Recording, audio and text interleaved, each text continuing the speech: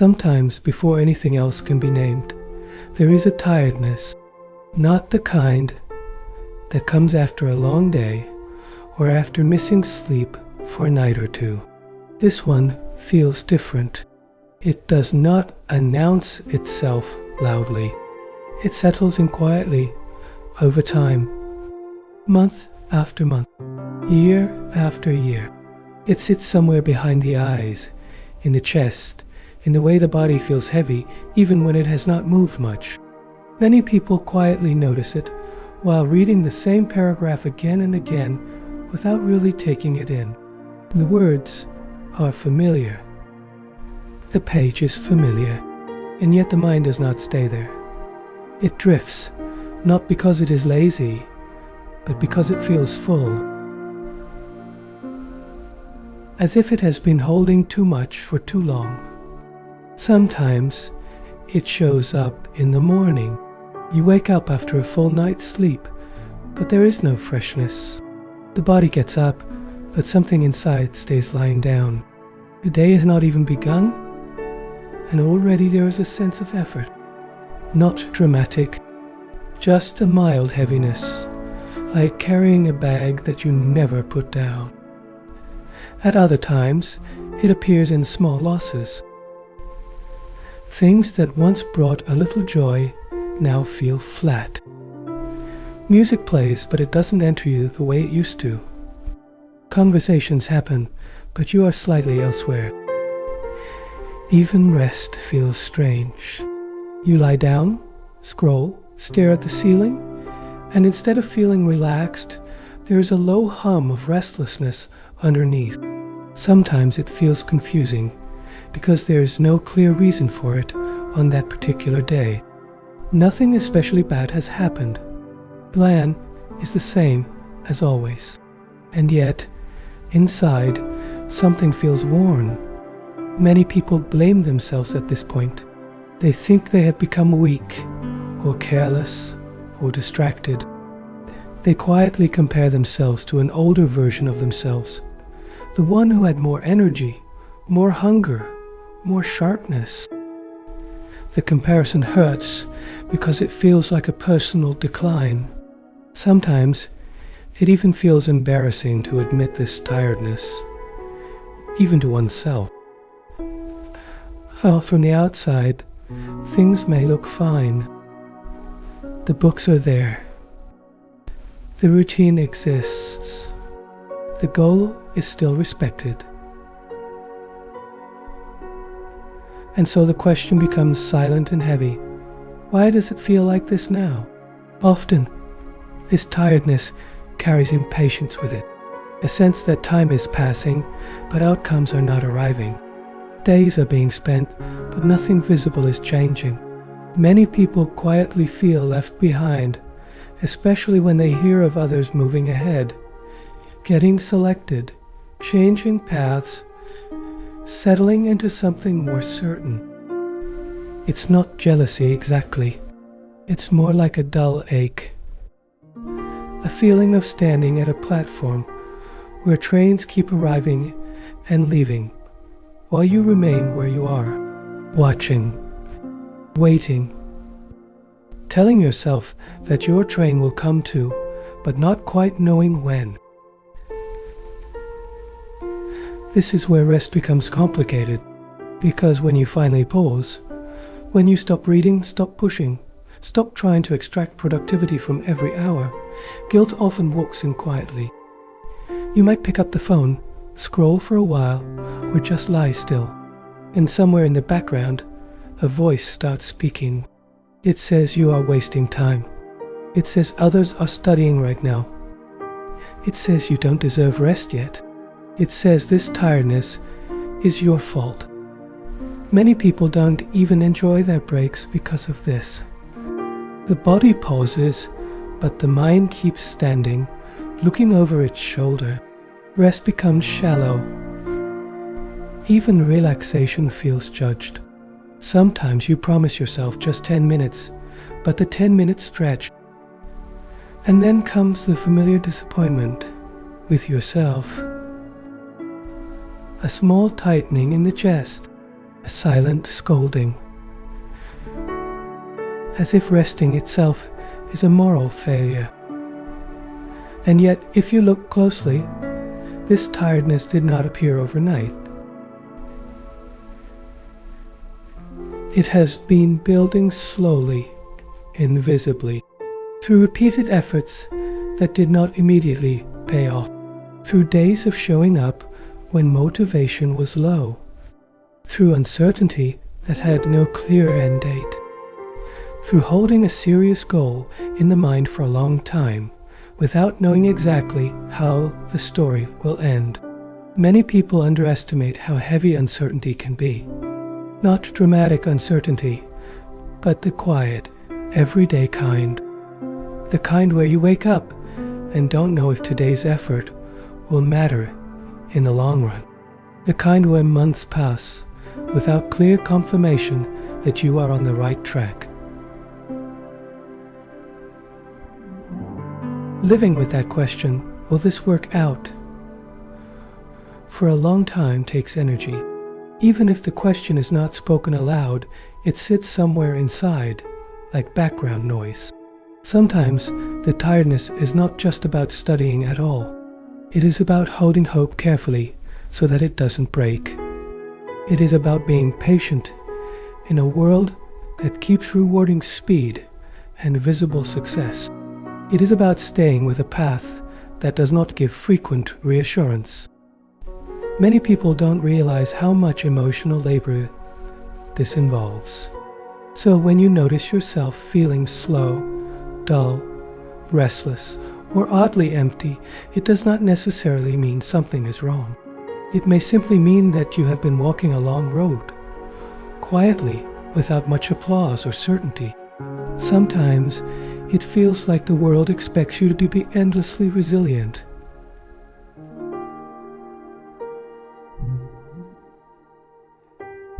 As if seriousness automatically comes with endless stamina. But human energy doesn't work like that. Even strong, sincere people feel worn at times, especially when the journey stretches longer than expected. There are moments when you might feel disconnected from your own goal. You still respect it, but the emotional closeness feels distant. This can be scary. People worry that this distance means they are losing something essential. But often, it is just a sign of fatigue, not loss of commitment. It's also common to feel restless on days when you don't do much. The mind says, if I'm not productive, at least I should feel relaxed. But instead, there is neither productivity nor peace. Just a vague unease. This in-between state is rarely talked about. It doesn't fit into clear categories. It's not burnout in a dramatic sense. It's not laziness. It's something softer, heavier, quieter. And because it's unnamed, people assume it's personal failure. Sometimes it feels like everyone else has figured out how to keep going smoothly, while you are stuck in this thick, slow air. But many people are carrying similar weight, just privately, quietly, without words. If you are listening to this while lying down or sitting still or staring out of a window, it's okay to notice your breath for a moment, not to change it, just to notice that you are here, that you have been here for a long time, showing up in ways that may not always be visible. This tiredness you feel, the one that doesn't go away with sleep, the one that makes everything feel slightly heavier, it has a context. It didn't come from nowhere. It grew out of effort, waiting, hope, and uncertainty, living together for a long time. There is nothing defective about you for feeling this way. Nothing broken. Nothing that needs to be immediately fixed. It makes sense to feel tired on a long, unclear road. It makes sense to feel impatient when time stretches without answers. It makes sense to feel restless when effort stays invisible. You don't have to force yourself to see this tiredness as something noble or meaningful. You also don't have to fight it or judge it. For now, it's enough to let the idea rest somewhere inside you. This feeling has a reason. Not everything that feels heavy is a sign of failure. Sometimes it is simply the weight of staying with something important for a very long time. Sometimes, after that tiredness settles in, another thought quietly follows it. It doesn't arrive like a loud instruction. It comes more like a background belief, something that feels obvious, unquestioned. The idea that if a goal is serious, then rest must be rare. That sincerity looks like constant effort. That commitment is proven by how little space you give yourself to pause. Many people don't remember when this belief entered their life. It was never announced formally. It slipped in slowly through small things. Sometimes it came through stories. Someone cleared an exam after studying 14 hours a day. Someone else slept very little and still managed to stay sharp. These stories were not meant to harm. They were shared casually, sometimes even with admiration. But quietly, something settled in the listener's mind, that this level of strain is normal, maybe even necessary. Sometimes the belief arrived through comments that were not directed at you personally. A line overheard in a library, a passing remark from a relative, social media post that showed a long study table, a late-night lamp, a caption about sacrifice. None of these said, "You must live like this."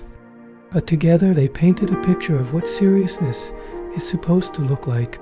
Over time, many aspirants begin to absorb this picture without realizing it. They start feeling that studying is not just an activity, but an identity. That being serious means always being mentally switched on, always alert, always pushing, even when the body is asking for stillness. Rest in this picture becomes suspicious. It is not openly forbidden. No one says rest is wrong, but it starts feeling undeserved. Like something you earn only after reaching a certain point, a certain milestone, a certain result. Till then, rest feels like cheating. Many people notice that even short breaks begin to carry weight. A cup of tea turns into a calculation. A walk feels rushed. Scrolling on the phone brings not relaxation, but tension.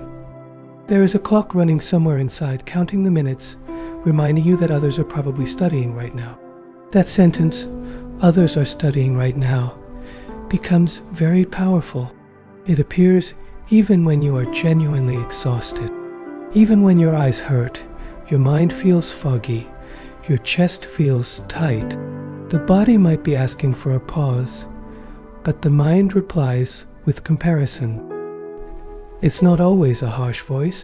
Sometimes it sounds reasonable, calm, almost logical. It says, "This competition is tough." It says, "Time is limited." It says, "Every minute matters." And because the goal matters so much, people listen to this voice. Slowly, rest stops being restful. You lie down, but your thoughts are standing. You take a break, but your attention keeps drifting back to what you are not doing. Even sleep can feel slightly guilty, especially if it comes during the day. Many people don't realize how much energy this constant self-monitoring takes. Always checking whether you are doing enough, whether you are falling behind, whether your effort matches some invisible standard. This is how pressure becomes continuous. Not because someone is forcing it on you, but because seriousness has been defined very narrowly as constant strain. In places where aspirants gather, this definition becomes even stronger. Libraries, where everyone looks busy. Study rooms, where silence itself feels demanding. Tables filled with open books, highlighted pages, tense faces. Even if no one says anything, the atmosphere speaks. Stillness begins to feel awkward. People sit straight even when their backs hurt. They keep their eyes on the page, even when their minds are not there.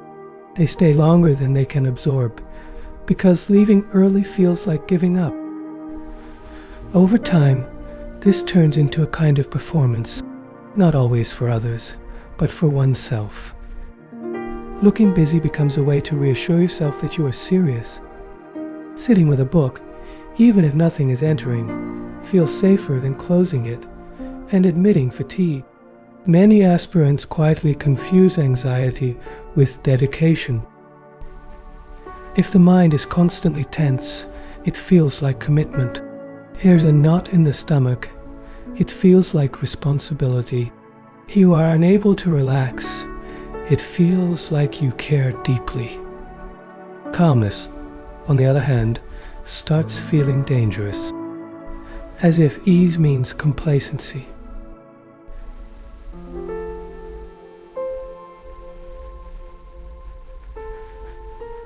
As if a peaceful mind is a sign that you are not trying hard enough. So people stay restless on purpose, without realizing it. They keep pressure alive, thinking it will protect their seriousness. They fear that if they allow themselves to rest fully, something essential will slip away. Focus, discipline, willingness, ambition. No one taught them this directly.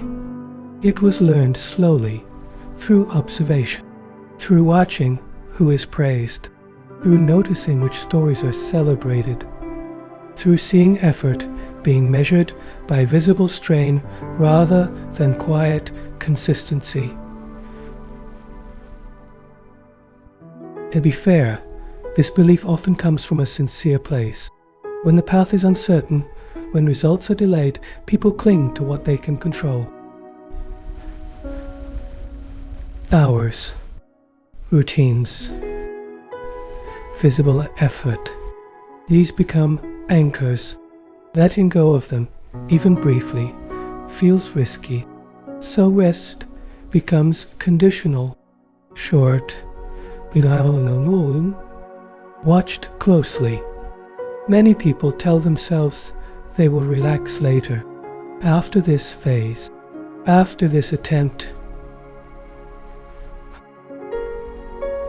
after this milestone. But the phase keeps extending. The attempt repeats. The milestone moves, and the body keeps waiting. Sometimes, in rare moments of stillness, a strange question arises. What if this constant tightness is not actually making things better? What if being perpetually on edge is not the same as being sincere? The question doesn't stay long. It feels uncomfortable. It threatens the identity of being a serious aspirant, so it is often pushed aside. But it returns quietly. It comes back when you notice that despite all the pressure, clarity doesn't always increase.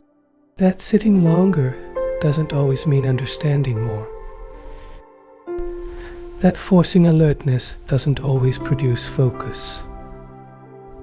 It's okay to wonder about this, not in a rebellious way, not as rejection, just as a soft curiosity. Sometimes it feels worth asking whether seriousness has been confused with severity, whether dedication has been mistaken for self-denial, whether constant strain has been romanticized too much. This does not mean effort is meaningless. It does not mean discipline has no place. It only opens a small space for questioning a single idea, that resting less automatically means caring more. Many people never question this myth because it feels too risky, because it has been holding them together for so long, because letting go of pressure feels like stepping into emptiness. But even noticing the myth is enough for now. Just noticing how it operates, how it makes you uneasy during rest, how it keeps your mind alert even when your body is asking for ease, how it equates tiredness with virtue. You don't have to decide anything yet. It's enough to sit with the possibility that constant strain and genuine sincerity may not be exactly the same thing. That perhaps seriousness can exist without permanent tension. That perhaps care does not always need to hurt to be real. These thoughts don't need answers tonight. They can stay open, like a window slightly ajar, letting a little air in, not changing the room completely, just making it possible to breathe a bit more easily. When a journey stretches over a long time, the relationship with time itself begins to change. In the beginning, time feels friendly. Days feel full. Weeks pass quickly. There's a sense of movement, even excitement. But slowly, almost without notice, time starts feeling heavier. Not because anything dramatic has happened, but because the distance between effort and outcome begins to widen. Many people quietly notice this shift. They wake up one day and realize that they have been doing similar things for a very long time. Reading, revising, thinking, starting again. The work continues, but the results remain far away, sometimes almost abstract. This is where impatience enters. Not the loud, angry kind, the softer kind. The kind that shows up as a question that keeps repeating in the mind. Is this even working? It's not always spoken aloud. Sometimes it appears as a feeling. A tightening when you open the same book again. A dullness when you revise something you've already revised before. A strange sense that you are moving, but not traveling. Long journeys are heavy because they ask you to trust time without giving you frequent proof. In many parts of life, effort is followed by feedback quickly. You work, and you see something change. You try, and you know whether it worked. But in long goals, feedback arrives late, sometimes years late, and until then, effort lives in a kind of silence. Progress becomes invisible.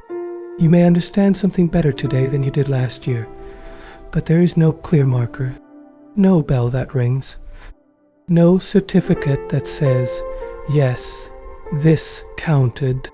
So the mind starts doubting its own experience. It wonders if the hours are adding up or just passing. Many people notice that repetition starts feeling pointless after a while. You revise the same topic, and instead of confidence, there is boredom mixed with fear. Boredom because it feels familiar. Fear because familiarity starts feeling like stagnation. The mind says, if I'm seeing this again, maybe I'm stuck. Even when you know, logically, that repetition is part of learning, emotionally, it can feel discouraging. It feels like walking the same stretch of road again and again without seeing the sign that says you're closer. This is when doubt deepens. Not because you are incapable, but because the journey gives you very little reassurance along the way. Many people are surprised by how often the same doubts return. They think experience will make doubts disappear. But instead, doubts become more familiar, more layered. They come with new questions, new angles.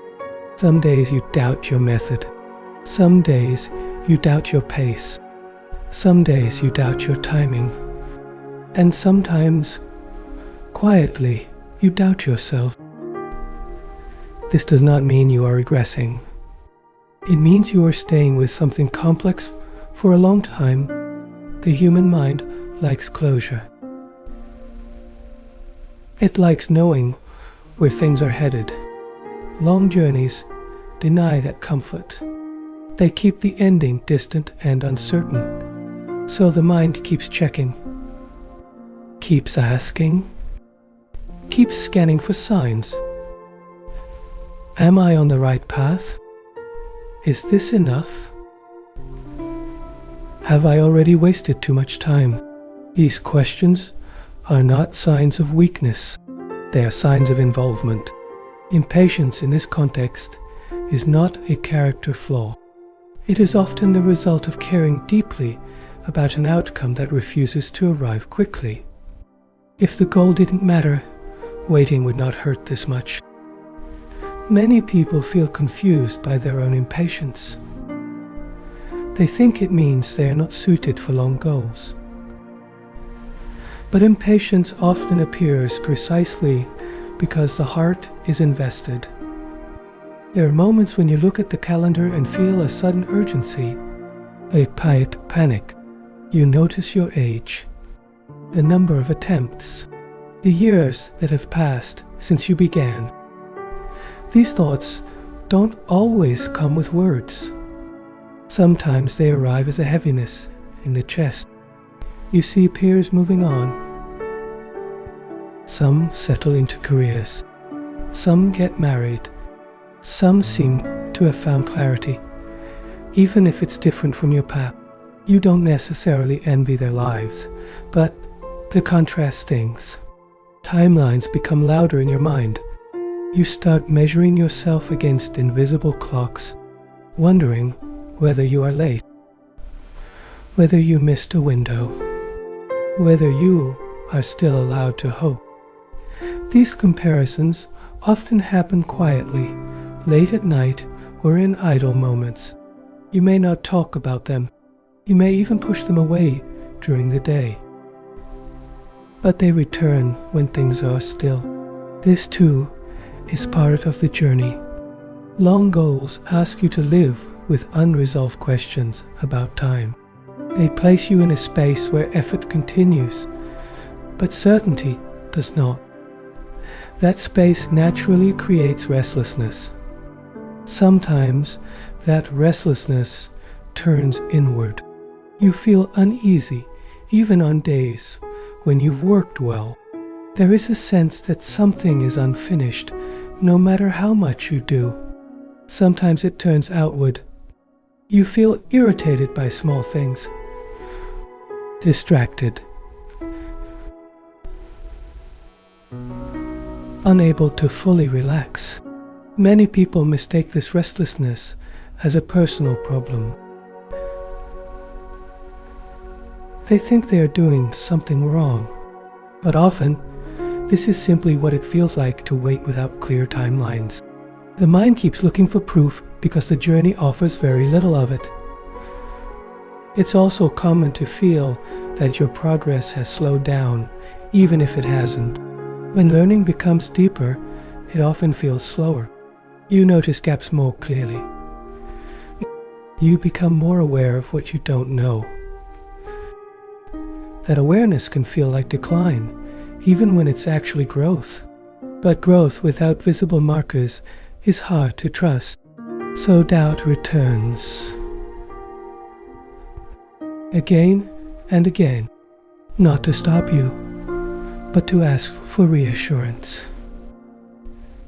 And reassurance is exactly what long journeys rarely give. This is why doubt and impatience often walk alongside commitment.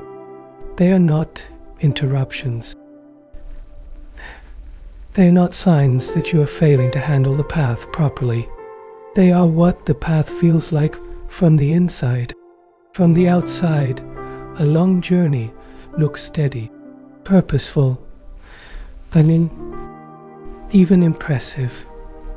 But from within, it often feels uneven, unclear, repetitive, full of pauses and questions. Understanding this doesn't make doubt disappear. It doesn't suddenly make waiting easy. But it allows a small shift. Instead of seeing restlessness as a problem to fix, you might begin to see it as a natural response to delayed outcomes. Instead of treating doubt as an enemy, you might recognize it as a companion that appears when certainty is scarce. Long journeys are not defined by constant confidence. They are defined by continued presence, even when confidence wavers. And so, if impatience shows up, if the same questions return, if time feels heavy and slow, it does not mean the journey has gone wrong. It means you are inside it. Sometimes, after a lot of thinking and questioning, something quieter begins to appear. Not an answer, not a solution, just a small shift in how things are seen.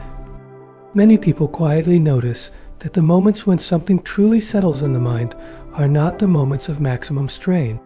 They happen later, when the book is closed, when the body is still, when the mind is not being pushed to produce. This is where rest starts looking different.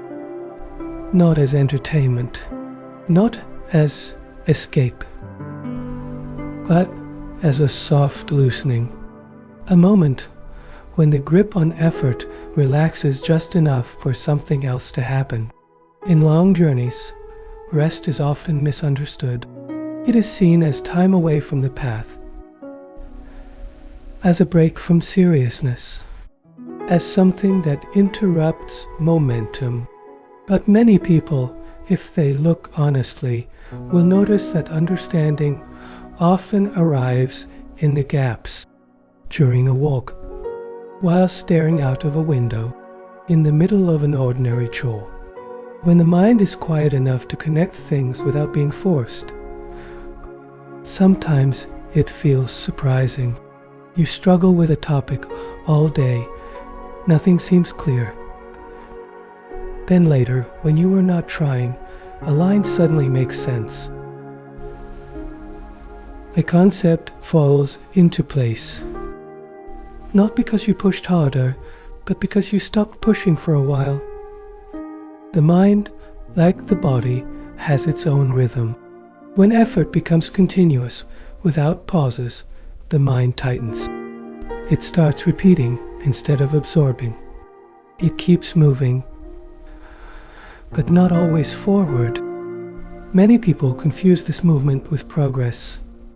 They feel busy, but not clearer. Active, but not settled. Rest, in this broader sense, is not inactivity.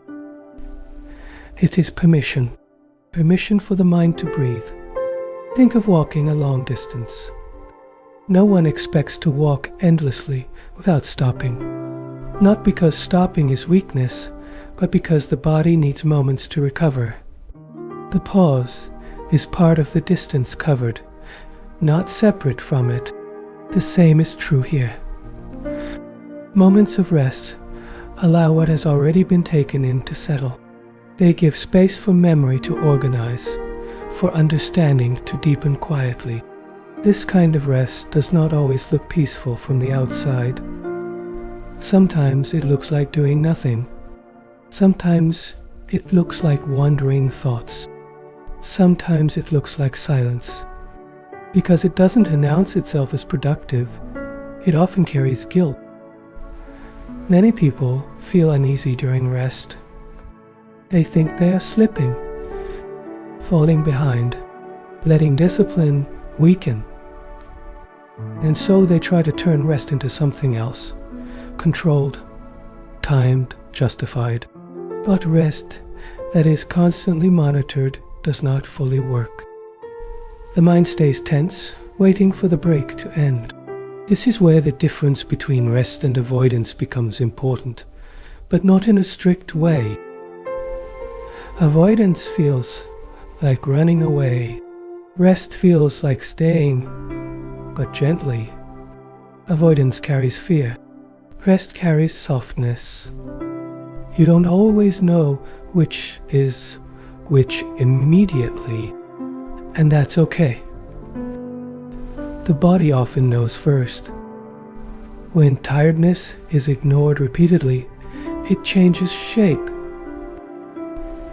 It turns into irritability, fatigue, loss of confidence, strange feeling that even simple things are hard. Many people notice that when they force productivity during exhaustion, the quality of effort slowly drops. Reading becomes mechanical. Revision becomes shallow. Thinking becomes narrow. Over time, this affects confidence. You start doubting your ability to understand, not realizing that the problem is not ability, but fatigue. Listening to tiredness does not mean giving up. It means respecting limits that exist whether we acknowledge them or not. Sometimes it feels like if you stop, even briefly, everything will collapse.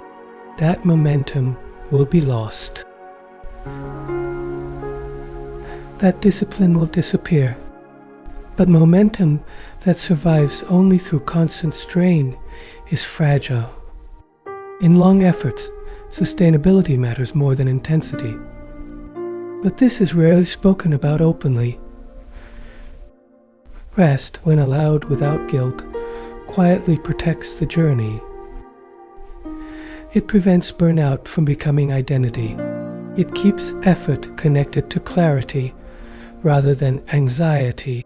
This does not mean rest always feels good. Sometimes rest brings uncomfortable thoughts. When the mind is quiet, doubts surface, fears appear. Questions that were buried come up. This can make people avoid rest altogether. Staying busy feels safer than facing uncertainty. But these thoughts are not created by rest. They were already there. Rest simply gives them space to be noticed. And noticing is not the same as being overwhelmed. Many people find that after genuine rest, even without any conscious planning, they return to work differently, slightly clearer, slightly more present, slightly less frantic, not magically motivated, just steadier. This steadiness is often mistaken for complacency, but it is closer to balance. Long journeys require many cycles of effort and pause, just like breathing. Inhale, exhale. Neither can be skipped. If you only inhale, you suffocate. If you only exhale, you fade. The rhythm matters. Rest is not something you add at the end of the journey. It is woven into the journey itself. It happens between steps, between phases, between waves of effort. When rest is postponed indefinitely, tiredness accumulates.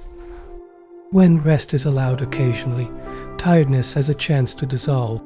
You'll need to redefine your entire approach tonight. You don't need to suddenly become comfortable with stillness. It's enough to hold one gentle idea that rest does not sit outside seriousness. It lives inside it. That taking a pause does not mean stepping away from the path. It means staying on it long enough to continue.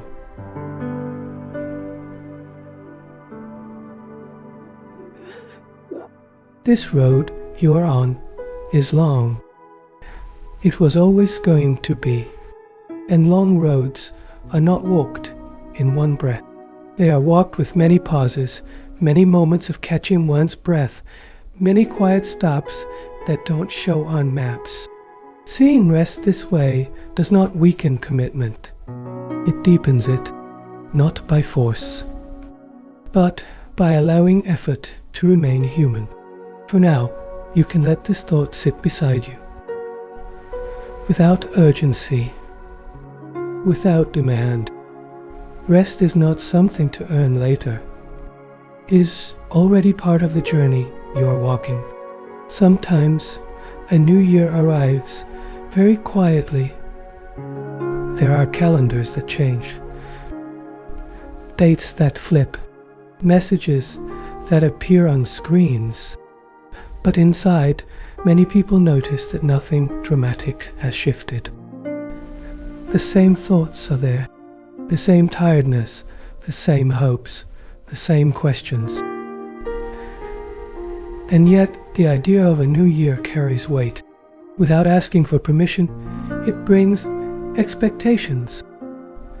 A feeling that something must now be different, better, faster, more disciplined, more intense. Many people quietly feel this pressure as January approaches. Even before the year begins, there is a sense of being evaluated by time itself, as if the calendar is watching, as if a line has been drawn and you are expected to cross it with a transformed version of yourself.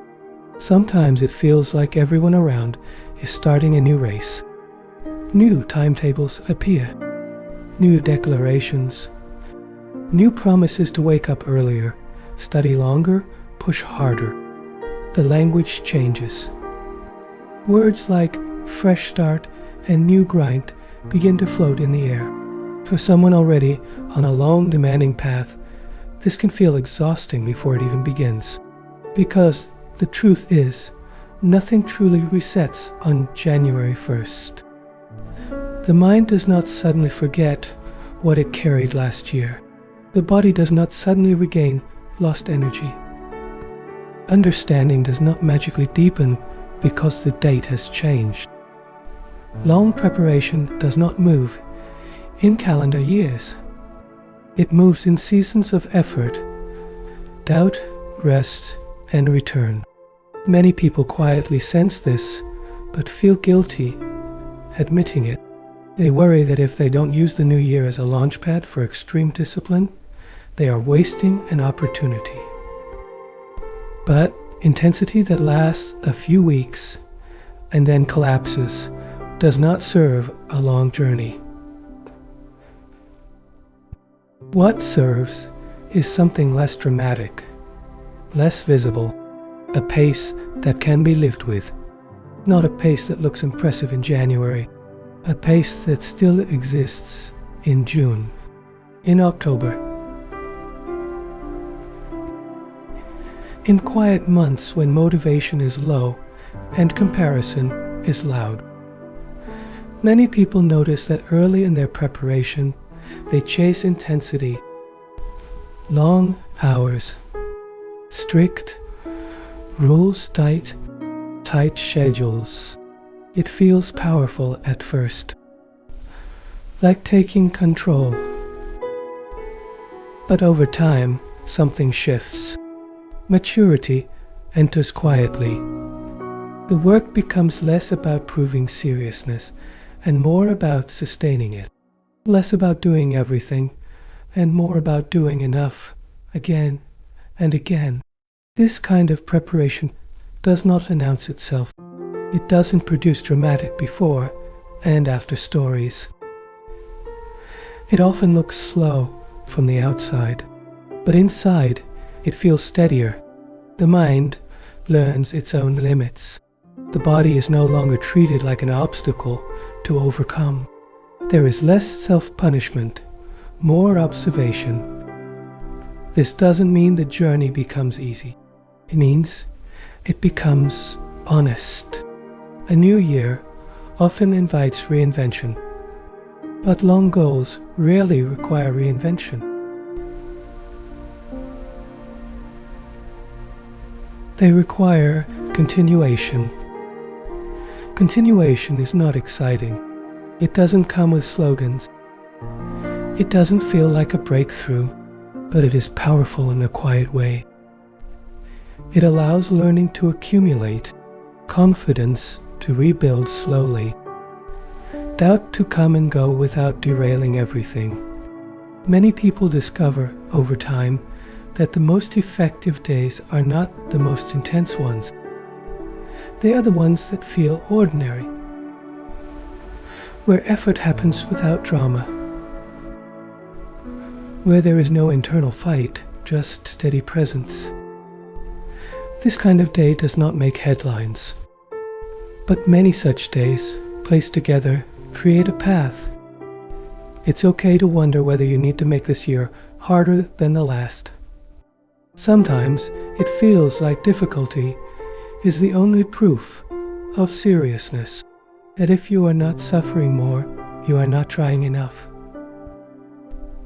But suffering is not a metric.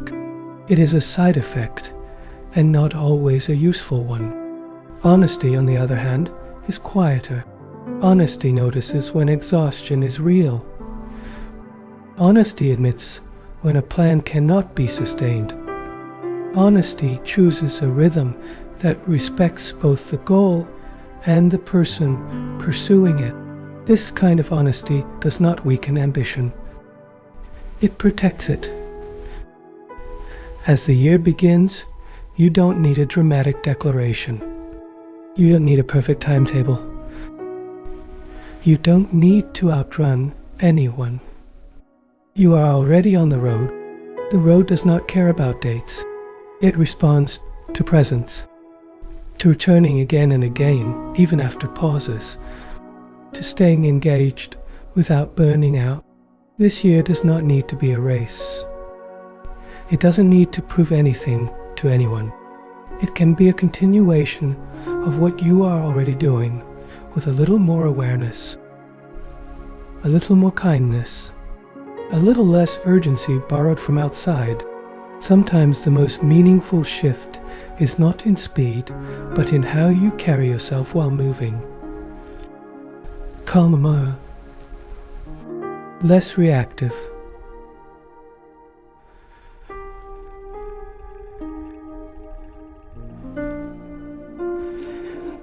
More rooted. This kind of change does not show up on day one of the year. It unfolds slowly, almost invisibly, and that is okay. As you move forward, you can let go of the idea that a new year demands a new version of you. This year does not need to be harder than the last. It just needs to be more honest. Sometimes it feels like time itself is an opponent, like something you are racing against, arguing with, trying to defeat. Days pass, months turn over, years quietly stack up, and the mind keeps checking the distance. How far have I come? How far is left? Am I late? If you've been walking this road for a long time, these questions are familiar. They don't always come with panic. Sometimes they arrive softly in the middle of an ordinary day. While tying your shoes, while opening a book, while lying awake at night. So let me say this gently, as someone sitting beside you, not above you. You are not late. You are not behind. You are not broken. Many people quietly carry a belief that everyone else is moving faster, choosing better, arriving earlier. That somehow you missed the right timing, the perfect window. That if things were meant to work out, they would have already. It's okay to wonder about this. But long roads don't work on the logic of quick destinations. They unfold in their own time, often slower than we would like, often without clear markers. Walking forward without fighting time doesn't mean giving up effort. It means loosening the inner struggle against how long things are taking. Because that struggle itself is exhausting. When you fight time, every day feels like a verdict. Every delay feels personal. Every pause feels like proof of inadequacy. When you stop fighting time, something subtle changes. The road doesn't become shorter, but it becomes quieter inside. You begin to notice that being here, still walking, still thinking, still caring, already counts for something, even if outcomes remain unknown. And they do remain unknown. That uncertainty does not go away, no matter how experienced you become. There is no stage where everything feels guaranteed. No moment where doubt completely disappears. Many people imagine that confidence arrives when certainty arrives. But often, it's the other way around. Confidence grows when you learn to live with uncertainty without constantly collapsing under it. This learning is not theoretical. It is lived. It happens each time you continue despite not knowing. Each time you sit with questions that don't have answers yet. Each time you accept that effort and outcome are not always neatly connected. This is not just preparation for an exam. It is preparation for responsibility, for roles where decisions must be made without perfect information, where outcomes depend on many forces beyond control, where patience matters as much as intelligence. Sometimes it feels strange to think of it this way. You may have started with a very specific goal in mind, but along the way, something else has been forming quietly. The ability to stay steady when things are unclear. The ability to work without applause. The ability to wait without resentment. These are not small things. They don't show up on result sheets. They don't get announced, but they change the way a person stands in the world. Walking forward without fighting time also means releasing the constant self-interrogation, the endless mental checking. Am I doing enough?